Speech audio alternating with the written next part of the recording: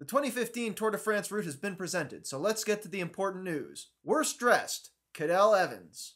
Of course, this is just because the new Lotto NL Jumbo kits hadn't been released yet. Don't get me wrong, it's cool to see the squad formerly known as Belkin continue, and I think the idea of a speed skating cycling team combination is pretty cool if a little nationally focused. It's just that's a lot of yellow, and a lot of black. And honestly, Cadel, don't let anyone talk down to you. As far as I'm concerned, the Lennie Briscoe look never goes out of style. Does this say wash and wear?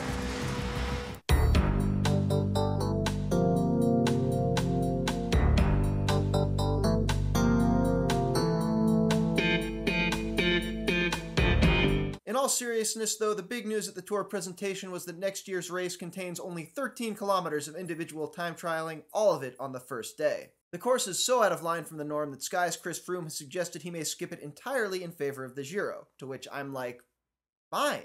It's a nice reminder that the Tour de France has undergone significant changes through the years, having as many as 25 stages as recently as the 1980s. Food for thought for any of those thinking deviation from the current format would somehow diminish the race. I mean, I guess in the literal sense, maybe. But also, a high-profile rider like Froome choosing a not the Tour de France race indicates to everyone else that not the Tour de France races exist, and they might even realize they're kinda better to watch. Astana manager Alexander Vinokurov was also at the Tour presentation to remind everyone he isn't going to talk about his 2007 positive.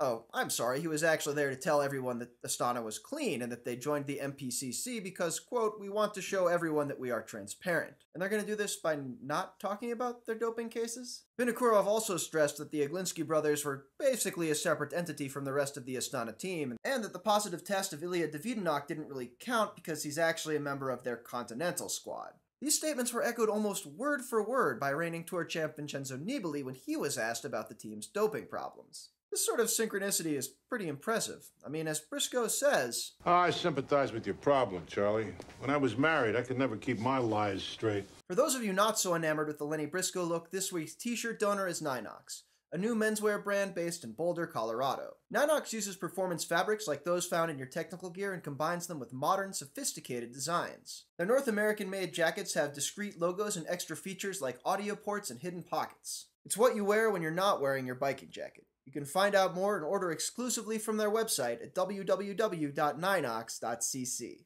Road racing finally wrapped up this weekend at the Japan Cup, where Sky's Edvald Bosenhagen followed up his second place on the final day of Tour of Beijing with another second place, courtesy of Garmin's Nathan Haas. At the Women's Japan Cup, just kidding, there's no Women's Japan Cup. There was, however, the first Cyclocross World Cup of the season at Valkenburg, won relatively easily by Trek's Katie Compton, despite jet lag, but also helped immeasurably by the absence of Marianne Vos. Men's winner Lars Vanderhaar of Giant Shimano also enjoyed a similar reprieve, with world champion Zdenek Stibar out with a shoulder injury. Plus, Krelon AA Drink's Sven Nys lost pretty much any chance at winning the overall World Cup when he DNF'd with this mechanical. I don't want to blame electronic shifting, but...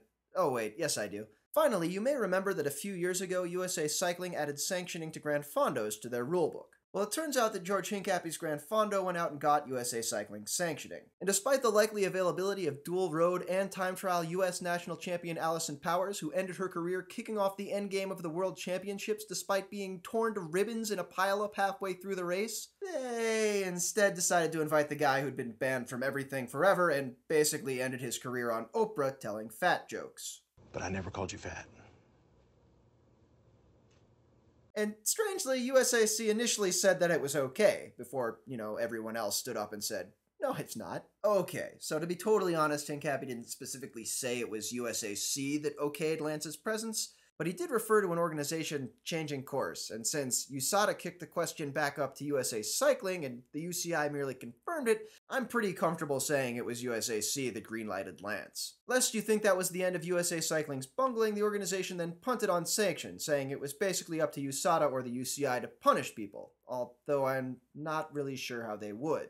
USAC then added that even if it were their responsibility to enforce it, they had no idea how they would go about doing that. So, basically, the US governing body showed up, took some money for insurance, which has been widely reported in the press as a total ripoff, and now they aren't even attempting to enforce the very rules that their sanction is supposed to provide. As a license holder, you know how that makes me feel? Damn. What? We got a jumper. I may join him. Oh.